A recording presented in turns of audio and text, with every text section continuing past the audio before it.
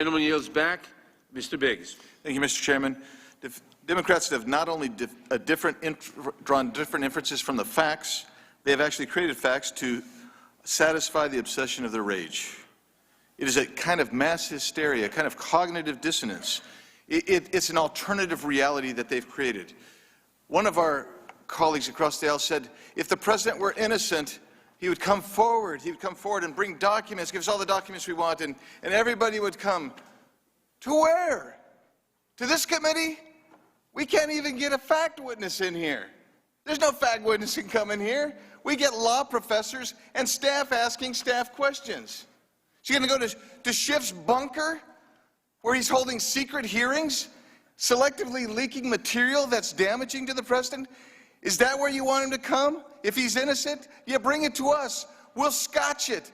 We're gonna blast it. We're gonna basically curb it and create the fact situation we want by misinterpreting everything you do. Well, here's for instance, they claim that the president publicly, he wanted a public announcement of investigations, but the only witness who said anything about that was a guy named Gordon Sondland, Ambassador Gordon Sondland, who admitted that no one on earth told him that, but he presumed it.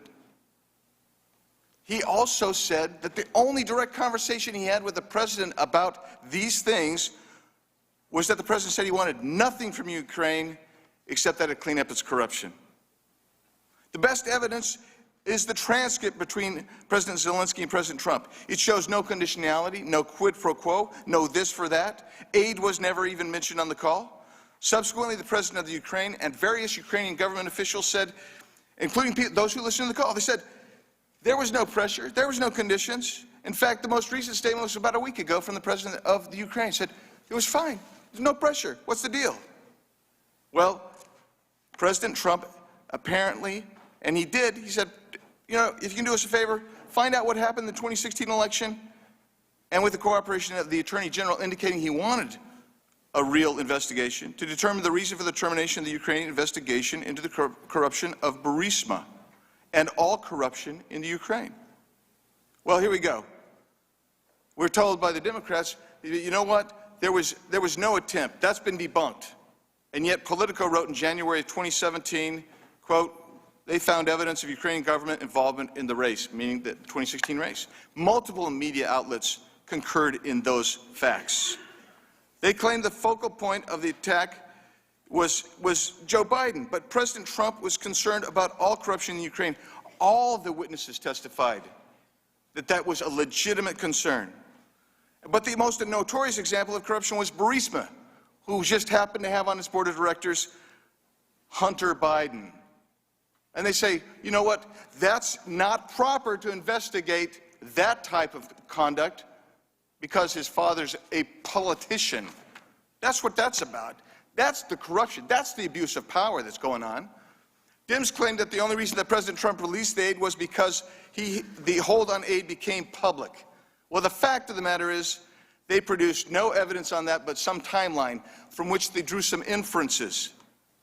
But the stronger inference is that the reason the aid was actually released is because on the same day that it was released, the Ukrainian government implemented two important anti-corruption laws, the ending of immunity for Ukrainian legislators and reinstatement of a vigorous anti-corruption court. With a certain degree of shamelessness, Democrats have asserted that President Trump defied subpoenas issued by the House, but the fact of the matter is he has allowed a number of State Department employees to participate and testify without retribution, but he has asserted valid constitutional privilege, and he's instructed some not to comply with subpoenas that he felt violated that privilege. We could assert a remedy, but you don't want to assert a remedy. You don't want to go in to court. You don't want to negotiate with the executive branch. You want to hurry and impeach. If you took this to court and you wanted to find out, a court would say the privilege is bad, the privilege is overly broad, and would narrow the privilege. You don't want that. You want impeachment. That's all you want. And your case comes down to this.